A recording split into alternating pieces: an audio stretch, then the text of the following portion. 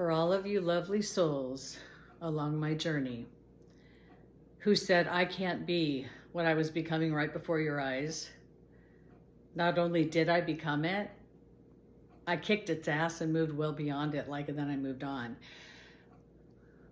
This journey, I understand every bit of it now. I understand why I've gone through this process. I understand all of it. And I know who's been with me, and I know how long they've been with me, so it all now makes sense. It was these people on my journey along the way who said, oh, you can't be it. You've crossed a line in the sand for me, Carrie. They are the reason I'm where I'm at. It's in spite of them. You have people in your life who tell you what's right and what's wrong, and you question it, but you still want to try and trust those who know better, so they say. This journey has been, it would have been impossible if I ever turned and listened to the people who were telling me that I can't be what I am, and they tried to talk me down, thinking I was doing something, I don't know whether to hurt myself, to help myself. Why were they trying to tell me what I should and shouldn't do? Louise Mark. There's a lot of them, actually. But no matter what, the calling that has been inside of me has been so much louder than the opinions of these people who stepped in front of me and said, stop, don't do this anymore. Because the calling has been a driving force to my entire existence. These people just aren't in my lives anymore. I've removed them. They step aside and off I go. And it turns out the purpose for me being here is so much bigger than to teach about spirituality. What the bridge is, and it just made sense in this last week, but it's taken me a bit to absorb it because it's beyond my comprehension. And if any part of this was first in this process, I mean, they knew not to do it because it was too big. I couldn't do it. So I've had to go through this process step by step of me being in surrender, but it's been a lifelong process. That's why people who knew me saw me zipping through, because I was searching. My ex-husband, like, what in the hell's wrong with you? It's like, I'm looking, but I didn't know what I was looking for. Now he knows. It appeared on the outside that I was looking to become every one of those woo-woo spiritual people you see on the planet. I was looking to become what felt better, because every time I was in my lane and I found something that felt good, I stayed in it until something or someone pulled me off, and that felt icky. That's the only feeling I have. When something feels icky, I know, get back in my lane. That's all I do. That has been what I did when I started saying no to things I always said yes to. And this has been something I've taught people that they're shocked to hear. And I'll teach you this first. You're in relationships with a lot of people. Tell every single one of them, effective immediately, to not assume you're doing anything that they normally have you involved in. Tell you what's happening, tell you what's coming, and then give you the space and grace to check in with yourself and see, how does that feel? Ooh, God, that sucks every time I go. That guy does that thing. It doesn't feel good when I go. That's when you say, thank you for honoring my truth, regardless what it is. So I'm passing this time. And then they don't have a feeling about it, like, ooh, how dare you? Don't leave me with her. They say, thank you for your speaking your truth. And they move on. When I started speaking my truth in my marriage, we both were like, what? Because I hadn't stood up for myself yet. That was the first time in my new life as a married woman with a child, very strong and confident, but there were parts of me that were missing. So when I did that, that triggered our downfall. It's like, what are you doing? But my ex, who we are connected now, we will be able to be tolerable friends. He witnessed me change right before his eyes over the decades we were together. And he will stand and speak truth about this. I went from married, strong, happy, a lot of friends, organizer, to I cut it all off and I started walking because it was time for me to be connected. I literally surrendered 10 years ago, looked up to the sky, said, my life isn't working, you take over. And I gave them my life immediately, and I let it go. And I meant, I give you my life. The moment I did that, the voice said, go that way. When you hear that, you will never again check in with your brain to ask permission to logic this through. Like, I immediately went that way. And when you go that way, then you know where to go next. And when you do that, it feels good. You're in your lane, and I've never looked back. My path has not been a personal journey for me to self-improve. It's been something that I've had to do for the planet. It turns out humanity is at stake here. And I was realizing I looked like a complete idiot in front of so many people because I'm living my life on social media because I have no other communication with the outside world. It's for everybody who wants to go back 5 years ago to watch my journey. It's like, oh, she did unfold right before our very eyes, but you're only seeing this piece and that piece and that piece. Start 5 years ago on YouTube. You'll see me unfold right before your eyes to become this, which is, we use words like enlightened, awakened. That is just all garbage because I am somebody who stepped out of my human story. And I released every bit of it, every belief I had, everybody that was connected to me, everybody I believed I had to love, to be beholden to, everybody who I believed, here's the key, that I, in some way, was responsible for their feelings. This is the key.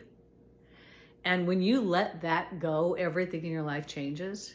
When you realize that, wait, when I come in here, and I put my feelings in my accountability, and if I need to go find happiness or joy, I can sit on the couch and cry that I don't have it, or I can go out and do something I love with people who are also doing what I love, and I can have fun.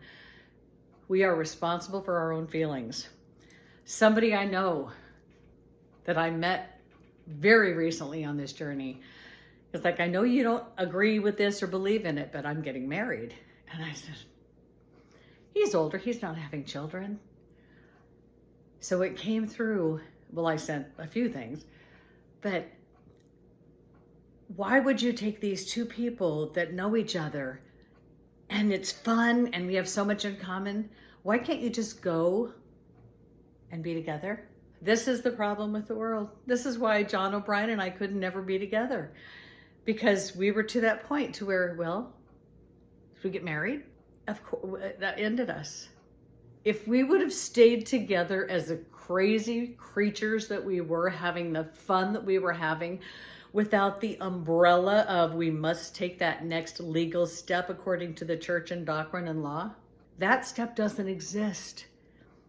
We would have had so much fun for a very long time until we realized that we were different.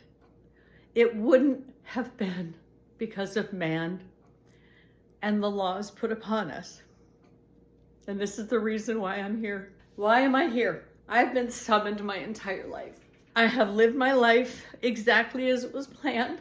I had to be pulled through compartment after compartment after compartment after compartment, more than any human being has experienced. I've moved 104 times. Each time I move, I become something bigger, stronger, and different. I ascend. You can't be where you are and ascend at the same time because they won't let you. This is move 104. In Newport, I met God. I became an earth agent for God. I worked with 40 to 50 clients, and then I was vacuumed to Mount Shasta, where Man is Ruining His Own Nest would come through, which is the prequel to The Bridge. And that I did not see coming. It's all because I've been in surrender. And when they say, let's jump, I say, tell me how high. I do what I'm told. I have been a vessel. And when I surrendered fully 10 years ago, that was when they knew it was time. I have become an empty slate, an empty canvas with no thought in my head. My ex would see me standing in the living room, staring down the street for weeks on end. And he was in the living room watching TV, kitchen, doing stuff, having activity, and I was over there staring. This has been a process that I allowed to happen because it feels good. Every time you take a step toward you more, it feels good. So this whole process of me unbelieving, unpulling from those things that mattered, and then realizing in the end, there's nothing in the world that matters, nothing gonna hurt you. You can eat anything you want. All of that is just garbage. You even think we have beliefs at all. So I've been brought through this season to where I have to be silent to only hear the voice of my command. And when I hear it, it is crystal clear. No, it's not a voice. It's just a knowing that is throughout me. I've been on this journey in Mount Shasta, writing, dictating, thinking, all right, I'm showing the world what happens when you surrender. You become your ultimate potential, which is what you do. And in the process, it's all written in the bridge. You don't want family. You don't raise children. This happens. This happened. Churches did this. It's zillions of things that I went through in the receiving. It's so much in there that I can't even comprehend it if I tried to look at it. But it all came through me, and I'll probably remember it as I see it again. But it was all to get me to this space to where I am my ultimate potential, and I became an author. I was a radio personality. I did things that an abused victim cannot do. So I followed my path as somebody who had no money, no potential. And I was the most unsightly thing on the planet. And I knew I was gonna have to settle. I see all these people finding their partners and thinking, I had boyfriends, and it was fun just having that energy. But I was never looking at somebody as my forever, because I had so much to me that I had to improve. And that was the first thing I wanted to do when I left home, was on my own, away from all my family influence. And I could start taking care of my exterior. Fortunately, my senior year in high school, my mom got me braces before it was too late. I had 8 too many teeth. I was fat and I had bleached blonde hair, but I had the biggest boobs in school. They were down to here. So I had a lot of work to do. But this was intentional, because I was very hyper aware of needing change. I was tortured and abused, held out of a helicopter, beaten, sexually abused, Alka-Seltzer in our throats, handkerchief tied around us. But that was just Thursday. All this had to happen to me. So when I got old enough and I started working on the energy to fix the outside so I could feel better about me, I kept moving, because as I felt better about me, it lifted me. And when I did things that made me feel like shit, like trailer trash, it would suck me down. So I knew how to do things that made me feel better. So I always went for the feeling better, but I had no idea where to go. So I've been on this path my whole life, and now I'm here to where the reason for the book came through. The answer came through that somebody asked. Everything with the book was done. It was the premise of the book is what I was when I started my life, was a small, meek woman, child with no potential. And as I started this journey, I grew. As I dropped my story, I grew. And as I was like following, I kept getting ascending. I was a victim, card carrying, and when things were off, I'd be like, oh. I remember conversations with Johnny would say something, he'd be like a shark. It's like, oh. And I realized at the end of the journey, it was like, it was icky. So I knew I had to go the other way. If something is a shard, if it hurts, if it's off, it's icky. Go the other way. You're here on a solo path, but we don't know this because many reasons. I was brought through this because we planned it. We pre-planned everything, that at this point in my life, they would suck me through this vacuum tube and they would bring me to Mount Shasta, to where if you go there and if you're not connected, you're not even trying. And Sedona, 2 vacuum tubes that just entire major books came from. They brought me there and they put a fence around the house because they knew it was time. And I was a very good egg, a willing servant. I did everything they told me to, except for the night they made me take my life. And as I've told people, it's like that night, guys, we put so much emphasis on death. And we always say it's like walking into the other room. It is less than walking into the room, because I was dead. It was nothing in the world changed at all. Nothing changes. So we put so much emphasis on it. So I even had to experience that. But all of this came through for me to, yes, show that I have become the strongest version of a human being that we could possibly be. When I go out in public, you should see the men and women looking at me. The men are like, oh my God, it's crazy. It's insane. And the married women are very happy. But it's because of my energy, my vibration. I have ascended to my ultimate potential. Men want women who are strong. They don't want women who will just sleep with them and, be the lady they put in the box so they can go do their thing. We are here for so much more. We are all individuals, but that is not why the book is done. Those who brought me through this process are the men. I've been using the word centuries ago, with all that I've been taught, because that's all they've given me. And just people who are in, when I went to Maui, who was I there with my channel panel, those who were the eyes and ears of what was going on so I can document what they needed me to receive, write it down, and then 7 months later the bridge would come through, because I would go see people on a cruise. I would document with their eyes and ears, and their questions come through my mouth, and I ask, and then I write down the answers. I get what they need. I get the intel I need by going and asking these questions. I have been their servant for this entire process, and it was done. The last words came through. I have become what they started covering up, because women were strong like me. Men see me and I drop them to the ground. A lot of those men had to get together and say, we can't handle this anymore. We got to do something. So they grabbed the weak women first, and they started with them. And eventually people like me, they killed. But they did that so women would become Melania.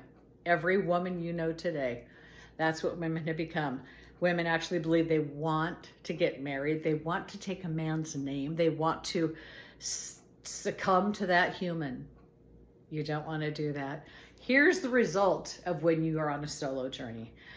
The ones who brought us this book, who brought my entire life to fruition and stopped that car from hitting me, that thing from hitting me, the miracles that I've experienced, were the people who created this in the first place, thousands upon thousands of years ago. The men who visualized a bunch of Donald Trumps in a room who said, we're going to stop this. They have been the freight train driving me my entire life, because they need to stop this. It's crazy. It's crazy that we fought for it and we believe this stuff.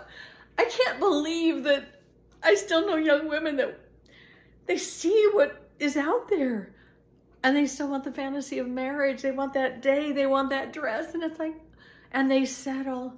No, that's not why we're here.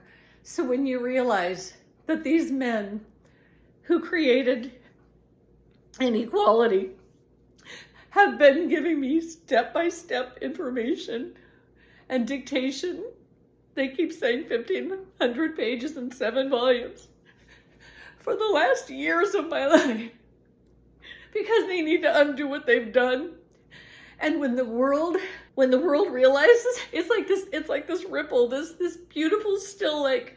And everybody right now believes in this story that men own slaves, people own people, people own children, they have children, they raise them, that they belong to them. This has been what has been our lifetime, all of our lifetime.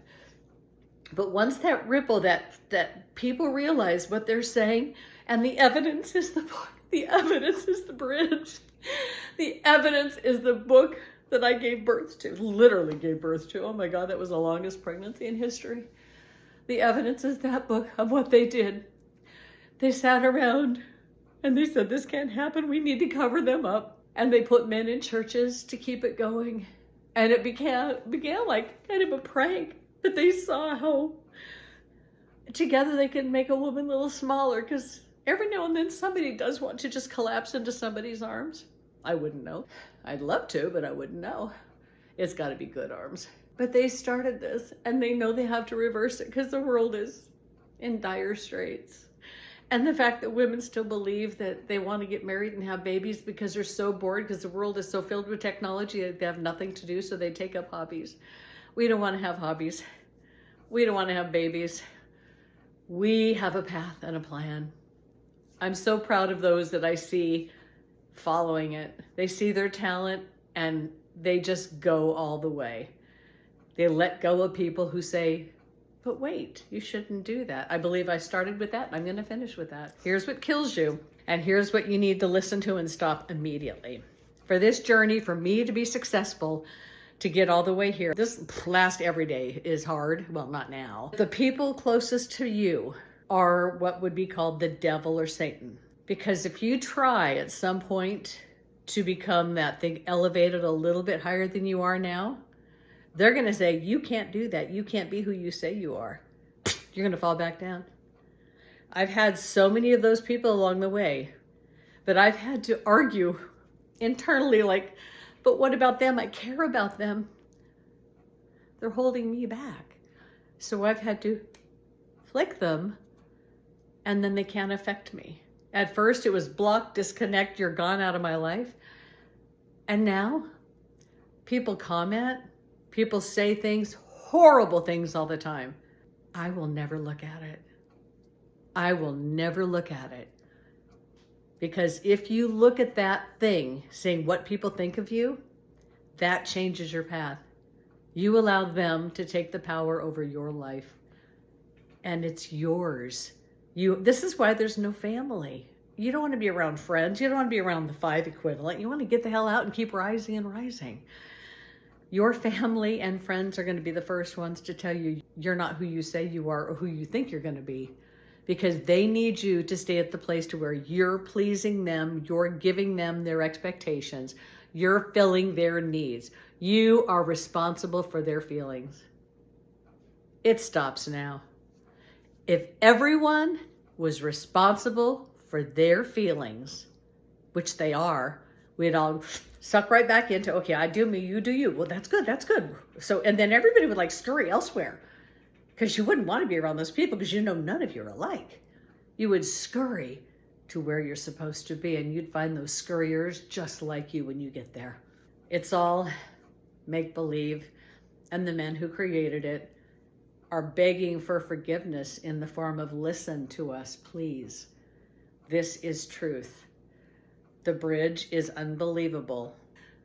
You won't believe what I've been through.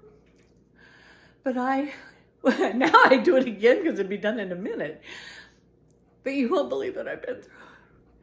The risks I've had to take, the extreme trust in God. Because when you do, you always land on your feet. It's like, I don't want you to have any doubt anymore. You can do it. You just can't because those around you tell you you can't. Those who created hell on earth for thousands of years, keeping women down, keeping women covered, they know the last thing they can do to save the planet right now is get a hold of somebody who will go all the way. And what I've been through, what the bridge says, it's unbelievable. I mean, I'm every day I dictate, but I won't go back to it. There's too much. I can't even imagine who's going to be sitting at that round table because I have to hear it again for the first time. This is the truth. It's evidence that equality, we're all equal. Every color, every creed, we're all born naked, alone, and supposed to just find our path. Siblings, identical twins, separate.